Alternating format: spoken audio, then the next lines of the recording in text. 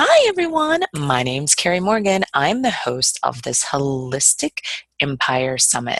And the reason I brought all these amazing women together around the world is because we find that a lot of you are just playing small, not showing up for your life, but not owning that space of self-love, that self-purpose, really stepping into your power. So the reason I created Unleash Your Purpose, find that prosperity, and create that profit that you always wanted is because I see such a disconnect, right? And I wanted to have a place where everyone can find those dots they needed, right? You need to connect your dots so you can step into your power. So today we have Natasha. She is amazing. Let me just tell you, she does a women's tribe for feminine space, and she is a leader in that space. And she's really teaching you how to touch into your feminine side, but also how to really understand what self-love is and what that means for you and your business. But I'm going to let Natasha go a little bit deeper into exactly what she does. Take it away. All right. Hello, everybody. I'm Natasha. I'm really excited to be here. And like Carrie said, this is such a great opportunity to boost ourselves up and to pretty much open ourselves up to all those opportunities and allow ourselves to make it and give us that allowance so that we fully take on those opportunities and really make it the way that we envision, as opposed to, bring ourselves down or self-sabotaging, because we know we always have those self-doubts come along from time and time again. So that's why I'm here, and that's what I would love to share with you today. Awesome. Go a little bit into how, what was your story like as being an entrepreneur? But before that, if I've met you out in public, what would be one word that best describes you? Like, say you leave my presence and I probably would think of a word. What would that be? I would leave you with probably amazing. Probably because I come from that authentic place. So it's like that sparkle and that amazing energy. Wonderful. And we're going to go into just what is your unique gift in the world, but how have you found that gift and that you're presenting to female entrepreneurs and women that need this, touching into this feminine side? That's a loaded question. But from my work, I really learned that I have to experience what the clients are going through. So if any of you, are out there solving a problem, you probably fully understood the problem before you went out and tried to solve it for someone else. And so for me, that was a lot to do with confidence, conflicts, and avoiding that, self-doubt, and all these things all tied together, and perfectionism, of course. So I grew up pretty much in between like the Western and the Eastern world. So it's really interesting in that way, because I was born in Hong Kong, but I was raised in Canada. So around me, I would see all these different versions of beauty, for example. Like one of the things that we women all over the world kind of struggle with, because that image is so strong. But for me, I actually had two polar opposites. One was of that, tan and, for example, very curvy type of, ideal feminine body. Yes. That's love in the West. And then over here in the East, it's more of like really petite and very conservative and very polite and very quiet and very, very pale. Now that is what is considered to be very beautiful. So just imagine growing in this environment. Like at the beginning, I was already really confused as to who do I need to be? How do I need to come across? What or when am I actually enough? And as I grew up, I slowly realized, and I, of course, tried to meet these standards and tried to meet both. I realized actually it's a contradiction, and there's no way I can actually reach these beauties simultaneously. It just doesn't happen. And so I realized this again and again when I was, for example, back in Asia. I would be wearing like size large, or they wouldn't even be able to find my shoe sizes. Well, in Canada, I was wearing like a normal 38, which was like the shoe size that would get sold out. So that's when I guess in some ways I was lucky enough to grow up in between these cultures and realize actually this is unattainable. This idea and this expectation that I was held up against, in which I kind of also put myself to that standard, it's actually impossible. So that, along with many, many other experiences, allowed me to realize, okay, who am I living for? And what is my internal beauty, my internal power? What does it all mean? Because it might not necessarily mean whatever society or other people actually value. So that was a very, very beginning of my journey when I was actually probably an adolescent or a teenager, and I had to face these standards that, women have to see, on billboards, in magazines, on social media, everywhere. Yeah, I think so many women relate to this. This is definitely key. Like, so many people relate to this. So I'm so glad you went into that. But that brings us right into, like, how many years have you been in this business? Because I want everyone to understand that these are your everyday women, right? We're everyday women, and it's not about having 50 books. It's about the journey, right? And I want everyone's story to be heard. And so how long have you been in business, but how have you seen your past align you? So I know you touched base on that story, which is perfect, because that will pull in exactly why you're doing what you're doing. But if you could go a little deeper on maybe another issue that you've come across in living in between two worlds, and how you really found yourself in that conflict of, what am I supposed to look like? Who am I supposed to be like? Yeah. I gotta say that for the women who are listening, who are working in coaching or in healing work or light work, it's a really heart-based type of healing or work. So I definitely started off, I would call it my second life now that I'm living, and I'm sure many of those can actually relate. So I actually studied environment and business, something totally different. But the similarity is that I wanted to make a change in the world, and I really cared.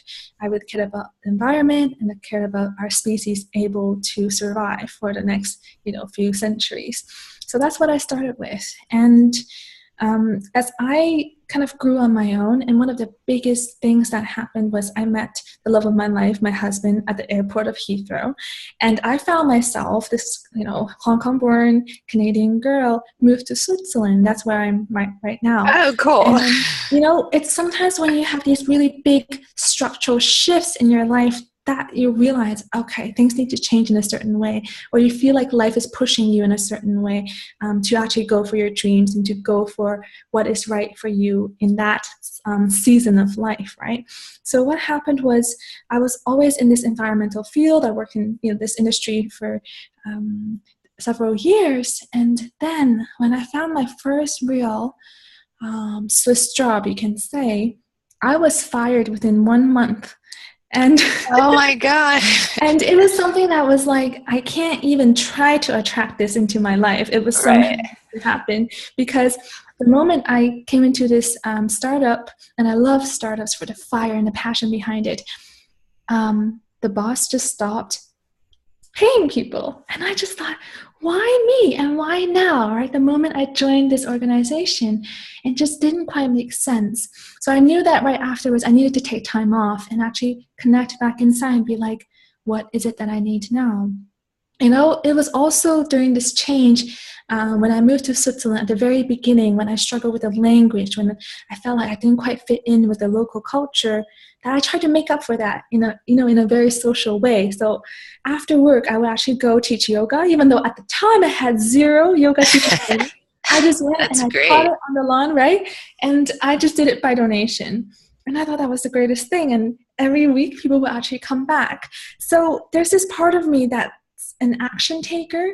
And when I feel a little calling, I do it. And I'm a creative. So for those watching who are also creatives, those ideas come and you execute on it, but it may not actually carry on for many months afterwards. But that's what started. And then with this time, I started going to a teacher yoga training. I got my certification. I delved deeper and deeper into myself. And as I healed different parts of myself, and this was also the time where I reached out to someone professionally regarding my guilt issues, because I would feel pangs of guilt Yeah. I was sleeping, before I was taking a nap, really those windows of moments between your unconscious and conscious mind, they would bubble up like incidents from like a year ago about Christmas and you using a stupid mug, like a really ugly, like a normal mug on the Christmas table where it was like really beautiful porcelain. And I'll be like, oh, I still feel bad about that. And it was only when my husband reminded me, like, what's going on? I'm like, oh, just feeling guilty about Christmas a year ago. And he's like, what? Sometimes you need this reality check moment Yeah. to realize, ah, this is not normal. And what I'm experiencing, it's not okay. And I can allow myself, to allow someone else in to actually overcome this. So it was in this process of also healing, the inner child within me, getting connected to my femininity, all these little moments along the way, plus this getting fired, having this space, this allowed so much time to open up that the ideas I always had came about, and I was able to actually realize that I'm so in tune with people and that I can intuitively do healing, and that just by showing up and being who I am and listening and speaking from a place of what needs to come next, what feels right, healing happens. And so that's how it all unfolded in an extremely unlinear way, which my brain definitely struggled with. And but now I've pivoted from in-person work to online and to focus on women and focus on self-love, because I realized that, when I first did my market research, I talked to almost 50 women and realized and found out that we're going through all the same things. Yes. So that's why I wanted to just bring us all back together and go from there. Great. So, how long have you been in business right now in the start of being an entrepreneur, a female entrepreneur? And what is some of like, how do you master your day as a female entrepreneur? How do you stay true to yourself? Being in this world of all the stuff coming at us. And yeah, if we can go a little bit into that, that would be great. Thank you. Absolutely. So I'm a late bloomer. I definitely have to say that the second life started very recently. Actually, I tuned into pretty much my intuitive, my healing skills at the beginning of last year. And I pivoted relatively quickly to online at the beginning of this year. So it's that, okay, first feeling, okay, what can I do? And what are these, intuitive knowings and wisdom which I already have? And then the second phase was kind of like, okay, who is this for? And who is this best dedicated to? So that happened. And then your second question was?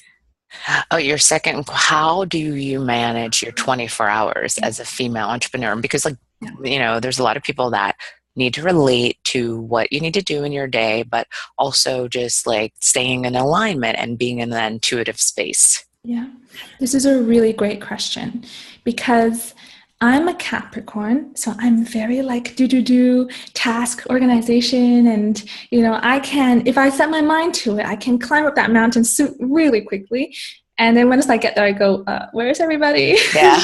So at the same time, there's that creative within me, right? The one who comes up with ideas all the time, the very spontaneous one, the one that, as you imagine me just teaching yoga on the lawn after Yeah. work. It's the spontaneous one, which can be extremely non-linear, can be all over the place, extremely spontaneous. So for me, it is that struggle to balance these two. But I found a way, and I love how I shape my day. And it is to balance this. Oh, I love how we're coming back to this topic, the feminine and the masculine within me. Yes. So let's see. At the beginning of my day, I really like to tune into my own intentions, because I know that, like, I'm this little wild creature, to be honest, although I can be very focused. But first, I need to feel, what do I need to fill my day with? And then I know the next step. So first, it's as if I have to tune into what I'm actually ready for, and whichever projects and ideas are already at the surface. So this is almost like a really meditative practice, or it's the one that where you tap into all those infinite ideas or those infinite potential that is within us. So I feel into that, and usually I get a sense of, this is a direction I need to move in. And this is where I get inspired to actually focus my energy, because I know that I need to listen very deeply in order to, I guess, pick the one thing that I'm actually ready for right now. And then with that, I then go and execute it, like, with a very masculine type of energy, and just do and make sure that it happens. But I need to also, because I'm so spontaneous, I need this balance of tuning in to what's right and then bring that into form through the masculine energy. So it's the two of them. But I also need to, in my day, allow space to be there, because that's a lot of where my genius actually comes through, is when I Yeah. just have space and I can create, I can play, I can be. That's where a lot of my really good ideas come about. But I can't do that all day, because I do need to have that focus. So Yes. it's a multitude of things, but that's how it all comes together for me. Great. That is definitely perfect because we we need to understand how that comes together, but how to tap into our feminine, right? Like, how do we tap into our feminine? Like, people are like, well, what is that? Right? Because no one really taught us the feminine and the masculine. They say, you need to do this. You see your environment and you kind of just do what's around you. But like you said, when you moved all these different places, you found like you got to find yourself a little bit more than most would. So let's talk about, what it would feel like. Say if I was a client or I was someone that you needed to heal, and how could I find my feminine space? So let's go through and do a short, like 5 minute session. And so that people can understand what it feels like to find their feminine side, right? So it'd be Mhm. like CEOs of companies, women and stuff like that. They're probably more into their masculine side, which is fine, but they still need to have that like non-negotiable feminine time, right? Even if it's 5 minutes in the morning. So yeah, can you show us how you would pull that out of me? How would you tell me if I was running a business, a Fortune 500 business, and I came to you and I wanted you to help me with my feminine side or just finding myself? Right, absolutely. So the first thing to do is kind of set a foundation as to what exactly are we talking about. So if we're working already in that business, then that means that we're very clear in terms of, quantitative goals we have to reach, what measurements we need to be tracking, and all these type of extremely linear and extremely clear and easy to comprehend type of things to track and to measure and to manage, right? And what to exactly execute on. But when we're shifting gears from this kind of mindset or this type of attitude and work to pivoting that to something that's a bit more feminine, the feminine actually means, okay, when was the last time you allowed yourself to just dream? When was the last time you Okay. allowed yourself to brainstorm or to connect with, your wildest visions and what you truly want without any criticism, without any barrier? So it's almost tapping into the infinite, into that inner wisdom within, which we know is always there. So it's a time or a space where we allow ourselves to feel and listen to the voices that are already there. So, for example, if you were to make a decision, right, for the Yeah. work, for whatever, yes, of course, you can do it in a very a logical type of way and use all the facts that you have at your disposal. But pretty much all of the time, or most of the time in life, we do not have all the facts, and we don't have Yeah. all the things we need to make, the most logical decision. And that's when making that gut, listening to that gut feeling and listening to that intuition is so important. And that's, I guess, also how I feel into my work. So if you're at a company and you're like, how do I use my intuition? How do I listen to this, femininity and this, magnitude of energy that's within me in this inner knowing? Then I would ask you to make decisions with your body. It's as if in every second I our love body that. is speaking to us, right? Yeah. And And this is something super simple too, but just imagine yourself like with your, I don't know, least favorite person or someone who you would not be wanting to do business with, okay? Yeah. You'll probably notice your breath is shallow, or that, you're slightly tense, you're not really feeling relaxed. It's hard to, let your fingers go, that type of thing. So it's just a sign or a little point to show you that the body is already speaking to you. So, do we and can we allow at least 5 minutes, as you say, or a little piece of stillness, a little bit of silence to allow those inner voices to be like, okay, go this way. So, it's as if we have a little inner compass within us, but it does require listening, and it does require us to believe that we already know, and that we are enough, and that we don't need to always track for more data, or track for, talk to many, many more people, or get answers from others, or listening to this person's advice. Actually, we need to believe that we already have it, and we need to allow ourselves to listen and give it value and respect enough that it actually influences our decisions. Whoa, that was great. I love that. I really, really love it. So like absolutely delicious, that concept. And so many people forget that. So I think when you're on, it's almost like when you go on a vacation and you work all the time, it takes you 4 days to actually enjoy your vacation. For you to like disconnect, right? And is that the same thing? Do people have a hard time disconnecting to even find that time to listen? Or do you find it that the more they practice, the easier it is for them to listen, to find that awareness? Because doesn't it come down to the awareness of the process? Absolutely, you're totally right there. It does have a lot to do with mindfulness and awareness. And I gotta say that it has very little to do with actually what we're doing, but how we're doing it, right? So we could still be making decisions, we still could be leading others, we could still be in a meeting, we could still be, making a decision on what's next for this project. But it's how are we doing it? Are we still following the same pattern which we've used again and again? Or are we tapping into an inner knowing and this gut feeling?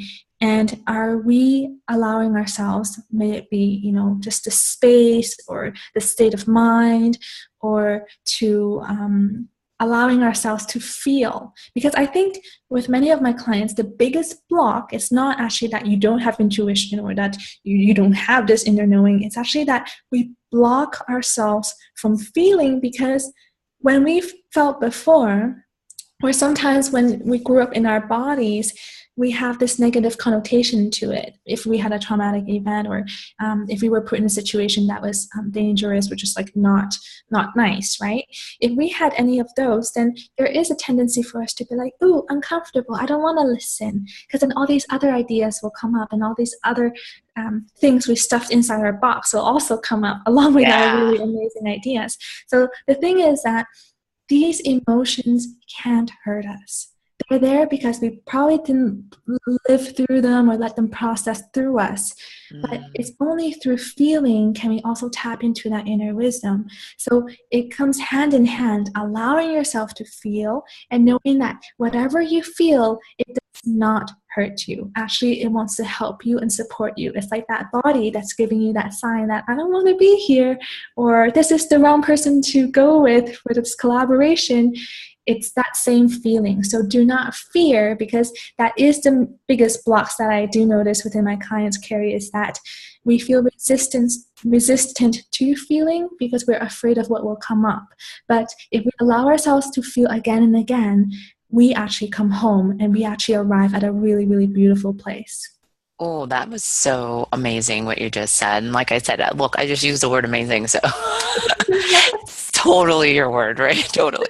But let's go into some like reality, right? Because everyone knows that your day never works out mostly like you want it. But as having having that awareness, when like shit hits the fan in your day, how do you get back into your balance? And how do you get back into awareness? Is there a daily ritual? Is there a trigger word? Is there something that you go to, your go-to, emotional compass type thing that you come back to when you feel out of sorts and just feel like this is not what I want to be doing? Yeah.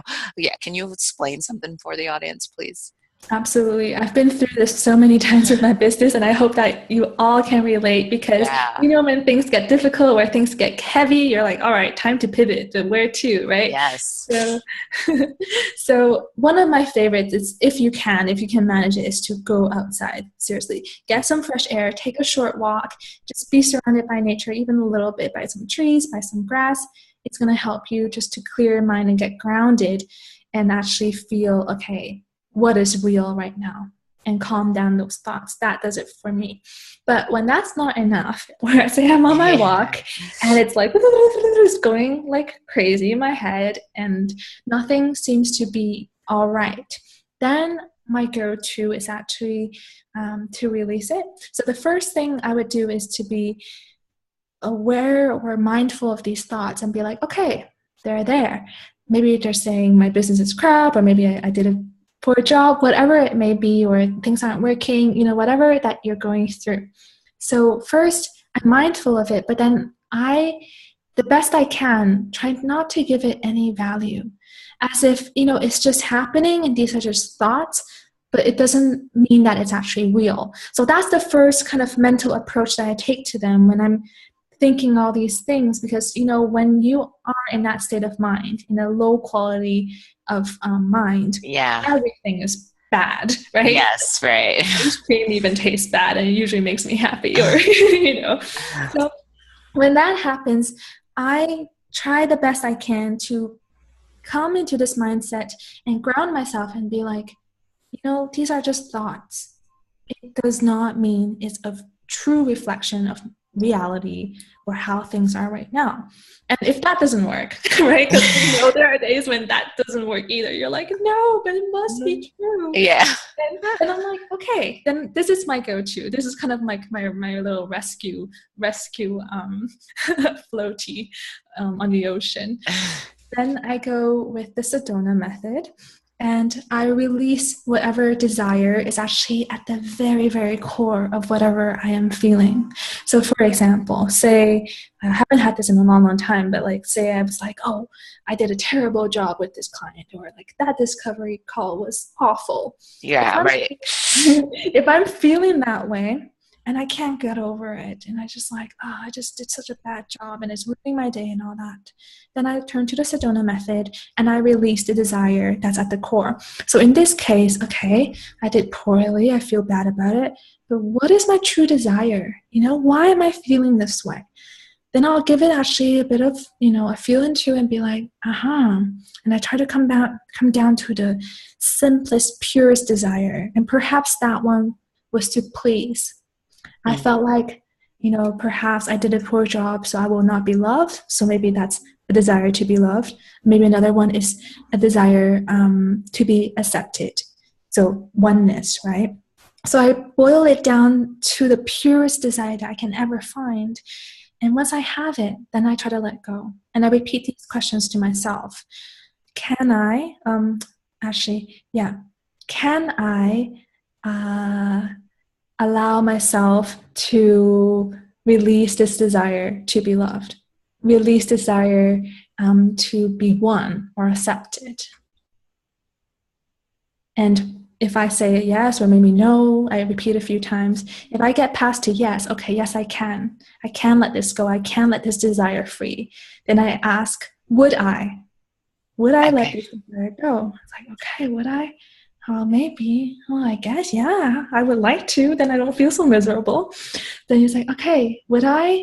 Okay, yes. And then you ask the final question, when? Oh, great. When? Yeah. When am I going to let this desire to be loved, to be accepted, to be, pleasing to others, when will I let it go? And at some point, I might stay with no forever, and that's enough, right? I'm letting go the best I can. But when I repeat to myself and I say, you know what, now I'm gonna let it go, then it's as if this knot is, unlocked, and this Yeah. energy this attachment, this desire within me had to that thought, had to that idea, had on this desire, I finally set it free. And yes, I can still want to have a really great session with a client, but it's no longer having this emotionally sticky and awful taste to it. So that's what I do. First, a Yeah. walk. If not, then I like, okay, these thoughts seriously don't matter because they're not even real.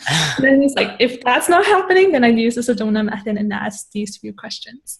Yeah, I love that. I do. I love the intention in really getting deep in there. Well, can you break down what it looks like for a power day for you, like some digestible pieces? So I know entrepreneurs' days are always different, but a power day would be like a day where you have a full schedule. But what would you do to, like you said, get yourself grounded, but also, um, you know, like, do you have cells at a couple hours? Like, how do you flow through your day?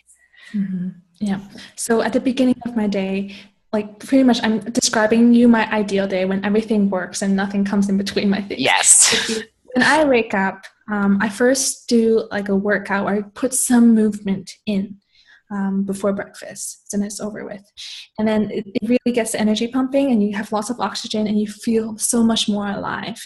So that sets the tone. And then I have my breakfast. And after breakfast, or even during my breakfast, that's when I tune into myself and ask myself, what am I ready for?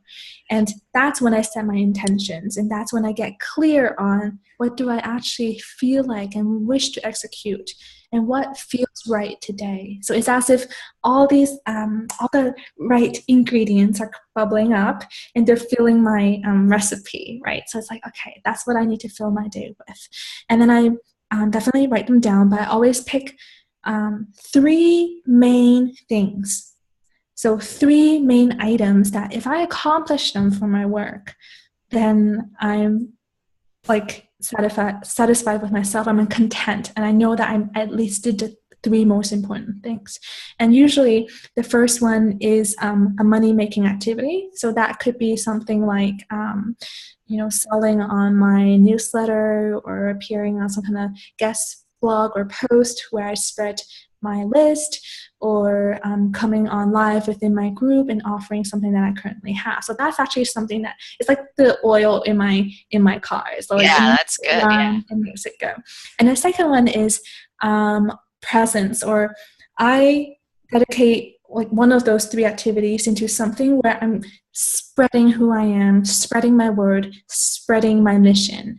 So that, I guess all of them is interlinked, but that means, showing up in Facebook groups or appearing online somewhere, or, in general, just getting my word out there through traffic and through presence. So it's a part of pretty much my branding type of activity. Yeah. And then the third one would be value. So this is whether it be client work where I'm adding a lot of value, or it's free content and that type of value. So it can be a PDF where I'm recording my podcast, or I'm answering questions, or I'm appearing in my own Facebook group and providing a little short seminar. So that's what I would do. And although these three are interlinked, it does work for me because I know it's to do with money making, branding, and also giving that value. And I also like to think of it as relationship building, presence, and service. So these are all the three things that I like to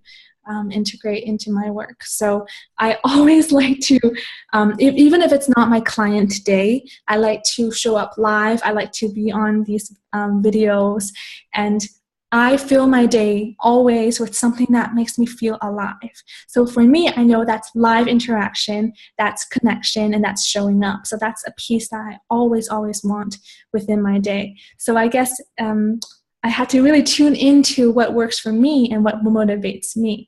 And then I always try to eat like on my own schedule, and also cook and be pretty much make as homemade food as possible, because I know it Yes. makes a difference, and I can't live on store-bought things all the time. I really cannot. And so Although I have to say that I have a break in the middle of my day. My work does extend into the evening just because I'm in Europe and I like to catch up on the women in North America. So Yeah. it is quite just a little bit strange perhaps, but it's a bit, okay, in two chunks, you could say. And I try to also, in the middle of my day, go outside and be outside a little bit. No, that was absolutely perfect. Let me just make sure that we elaborate on that because I love that, it's about feeling what works for you, right? You can't say, I have to do it exactly like that person. You need to just pull out something that feels right and do that. But yours is perfect, the branding, the money making, right? It's all about that inner self worth, but you have to create that to move forward. If you're not doing those $10,000 tasks or those other tasks that are going to, reach millions of people, right? Like by connection and being visible, being on, in your groups or on podcast or, doing a live session, right? Is very key. So that's actually good because I know you were talking about spreading your message, right? And that brings us to what is your big vision for yourself? Especially when you're first starting out, we always have this like, well, I could do that. I could do this. I could be here. But what is your big vision? What is your existence? How does that feel for you when you look back after like 10 years or 5 years? What is your legacy for worldwide expansion? I want you to go deep and I want you to get your big vision out there and share. That would be awesome. Thank you. Yeah. My biggest vision really is for women to no longer live in shame and to actually support each other in every way and to come together and actually grow and build upon that magic which happens when we're accepting, loving, and empowering each other. So ultimately, there's many pieces to this puzzle because I think womanhood, the feminine, is a very complicated thing. It's wild. It's alive, right? Yeah. But what I would love to see is when women not only support one another, but know themselves, but more importantly, know their worth and know how powerful they are. And to me, that is the most amazing thing because when you realize that and when you're connected to yourself in that way, you no longer wish to imitate someone else's truth, meet some kind of expectation, which is, maybe adopted from childhood, or maybe it's trying to impress this person or trying to, acquire the love of this person. And actually, you're living from yourself. And when women all over the world are able to do that, the change is immense. And that level of awakening and that empowerment and that impact is going to be huge. So I guess personally, I see a lot of the different symptoms coming up, of women actually not knowing our worth, of trying to meet all these perfectionists, like all these roles that we feel like we have to do and that we have to be perfect and do everything correctly and do everything right. But I feel like when we are connected to ourselves and when I guide women all over the world to reach that place, then they're living authentically and people will be able to feel that and draw that inspiration for their life. And so that's ultimately what I want to achieve. And the symptoms, of course, can be at the moment like women, for example, one who are very, very giving and very, very loving, yet they feel not empowered in these feminine qualities, or there are women who are extremely, you can say, seen as, people of very high leadership positions, but yet they actually are completely avoiding and ignoring their femininity. So I want to Yes. draw this huge spectrum of where women are living now in terms of how they perceive power, where it is, how to get it, how to love, how to give, and bring that all together to connect back to ourselves and draw from that beautiful energy, which is womanhood all over the world. So it's a bit of a long-winded answer, but I guess the issue that I'm trying to resolve is big too. It comes across in people's lives, every single aspect. So, but to draw it all together, I think it just comes down to that one thing, which is connecting to ourselves and supporting one another in this journey. Perfect. Yes. Yeah. I keep saying perfect, but it's absolutely true. Exactly what you're saying. It's about finding that. So then you're not comparing yourself, right? So online, we have all these people that are like probably renting fake cars and fake houses so that they can presume to be something that they're not. And then everyone else, like, well, why isn't my business doing that? So they're always comparing instead of just being in that authentic space and saying, okay, I feel great. Yes, I love this. But we're down to the last two questions. And I just want to say, like, where how do you define spiritual alignment, right? Because I think that plays a huge part, right, on women and the femininity and really tapping into that side. Because more men doesn't even want to know what that is. They're in their own bubble, right? They're in their processing, and that's what you see online: a strategy, a funnel, or something, and you're like, I do not want to deal with that, right? But what does spiritual alignment look for you? How do you define that? Okay. I can probably best define this through kind of explaining or describing what I see in my clients again and again, right? Because when I first started, when I mentioned that healing ability, what I meant was I worked, in person, and I wasn't working on the bones or the muscles or anything like that, nothing physical, but I would trust my hands. I would trust my instincts and my gut and my intuition. And I would be guided with my hands to the parts of themselves where they were injured in the past, or where there was blocked energy, like in the shoulders or in the lower back or in our neck or in our head, where we usually carry it. And what I would do was actually translate what I felt was there. And often it was these messages of, okay, this is happening. This is actually why I'm getting sick. This is why the energy is blocked. And that required me to fully listen. And I know I mentioned this again and again, but it's what I know and it's what worked for me and my clients. And it's that we need to listen to ourselves, and we need to come to back home, I like to call it, Okay. and listen to what is coming up and what we need to hear so that we can actually move closer and closer in the path that is already out there waiting for us, or the abundance, even when it comes to work, right? Sometimes when we feel like we're going off course and things are getting difficult, to me, everything is spiritual, because that just means that we're going off track, and we need to align back to who we are, what works for us, and what's already here for us. But that requires listening, because without listening, how do we know where we need to come back to? So I would say Yeah. that this listening component, or this feeling component, is huge in spirituality, because that really means we're back in alignment with ourselves, and we're actually letting life flow through us versus just life happening to us. Yes, I absolutely agree with that, because you want to have that life, you're in the flow, right? Like we always say, or in that genius mode, instead of, oh my God, I'm reacting, I'm running around, I'm rushing, I'm late, I'm in traffic, my boss, everything's a reaction. So it's like you're giving your power away. You're not sustaining your energy anymore. So that's awesome. So we're coming down, I like to call it the golden nugget session. So for you, would you elaborate on how someone can find more self-love, and how that can radiate through their business? So it's just something simple that if the audience, a person, a lady that really needs this and says, oh my God, I'm going to try that. If I do that for like 30 days, it's really going to help me. So it's called the golden nugget. Leave us with a golden nugget on how to really sustain that self-love and that self-authentic.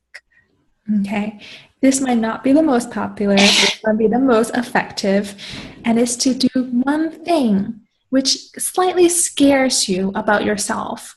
Or so it means doing an act for yourself. And to be honest, the scariest things could be the simplest things that we are trying to avoid. Mm, And I want us to, at least once a day, or for those 30 days, as you say, do this one thing that feels slightly uncomfortable, but deep down, we know it's good for us, and that actually is kind of natural. So I'll just kind of throw a bunch of ideas out there to kind of inspire you into thinking, okay, what could this simple yet scary thing mean? Okay. So one of them could be, all right, can we, when we, for example, put our hand creams on, right? Like every night, maybe we do that after we wash our hands. Can we do that with love and care? And actually, almost like a lover, can we actually touch ourselves, even just our hands, like in a really pleasant or even pleasurable way, like with love? Are we able to give ourselves that? When we know this is our hand and not our husband, not our partners, not our mothers or our children's, can we do that for ourselves, right? So that's one thing. Or maybe another aspect can be getting in tune with your womb wisdom or your pelvis, or that, I don't know, that like womanhood that's within us. Can we meditate in that space and fully embrace and accept that that's where creation occurs, and that we have this amazing window, spiritual window, really, Carrie, to connect life and to the formless, and that's where our creativity stems from. Are we able to put our hands at the creases of our hips and feel there and listen, what do I need? Or who am I, right? So these really Yeah. simple things that you're like, oh, I don't know, that seems a bit, extreme, but it's not, because we would touch someone else's hand, or we would touch, a beautiful baby and be like, wow, that's perfection. So I'm asking and inspiring those watching, can you do one simple task, but from this place of love, from this place of care, and this place of unconditional giving, but to yourselves? Oh my goodness, that was so amazing. I'm just going to say, I think you picked the perfect word for yourself, right? Because it's so true. And I always say, well, am I in love today? Like, do I feel the energy of love, right? Because I can tell when I'm out, or I could tell like when I'm way out, right? And like when I get like, agitated, I'm like, what is going on, right? And it is that thing, like when I read books about love and I get that sense of feeling and I place myself in that position, in that character. Or when I like to tell people, because I used to teach yoga too, I do a little bit too, but I tell them, why don't you start every sentence with I love? Could you do that for yourself? And how would your perspective be? And it's just like, oh my goodness, but that energy of love, I love that. Just touching yourself with that and actually feeling who you are, right? On a different level, and tapping into that. That's really good. So I would love it right now if you would share like any offers you have or anything that's going on right now, so that people can reach out to you and really get to know you better. And then you give me the links, and I'll make sure everything is here after. But if this is your time, so that we can find out how to reach out to you. Perfect. So I got a few things going on. If you just want to, connect with me, got some questions or something I said really resonated with you, and you just want to get in touch, then feel free to find me at femininespace.com. Or if you're like a Facebook type of gal, then you can find me at femininetribe.com. That's my closed Facebook group. So if, you feel like, what, it's time. I feel like that my business can move forward, everything in my life can move forward when I really allow that love in. If that sounds right for you, then I really invite you to join the free 21-day self-love journey. Just find that at my website, femininespace.com, and I'll walk you through day by day an exercise where you connect back to yourself and you allow those moments of care and love and nurture back into your life. Because I promise you, sometimes women come to me, Carrie, and it's kind of funny. I'm sorry, I'm laughing now, That's but okay. for them, it's not necessarily funny, but they come to me and I'll go, okay, why do you want to work with me? What's going on? And they'll say, my husband and my boys start telling me I'm extremely stressed out. I'm no longer fun to be around, and I need some loving, right? So I'm like, please do this for yourself, because it's not just for you, it's for your business, it's for your clients, it's for For your your family, yeah. right? So do this for yourself. It's going to benefit everyone, I promise you. That is awesome. Yeah, no, that's so funny because when you're living with males, right, you get that energy and you're like, oh my gosh. And you're just like, can you just throw stuff away? So, yeah, I totally get it. I know. And I try to make sure my self love because I don't want to be in that agitated state. You know what I mean? I want to be able to give that love. I want to be able to talk calmly and not scream and not go snap because of some stupid little sock on the floor, or something like that.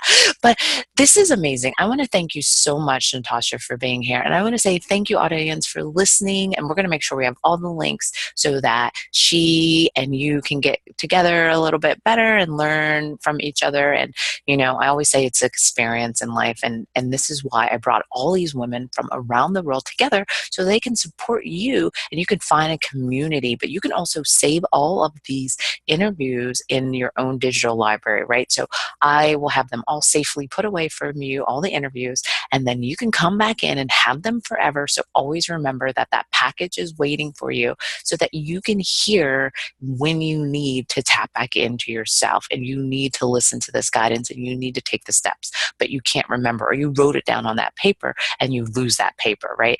This is the safe haven and this is what we're building for you. So I want everyone to make sure you go out there, step up, really find that power, but step into your light, right? Find your purpose, create prosperity, and also really imagine the profit you can make by touching other people's lives. So I just want to say thank you so much, everyone, for being here today.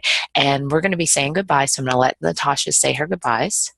So, thanks for doing this for yourself because I know that when I first started doing something for myself, it was huge and it took like a huge, huge step, that first step. So, give yourself a pat on the back and know that, you know what, this is just for you and just faith in it. Faith in this amazing summit that Carrie has created for you.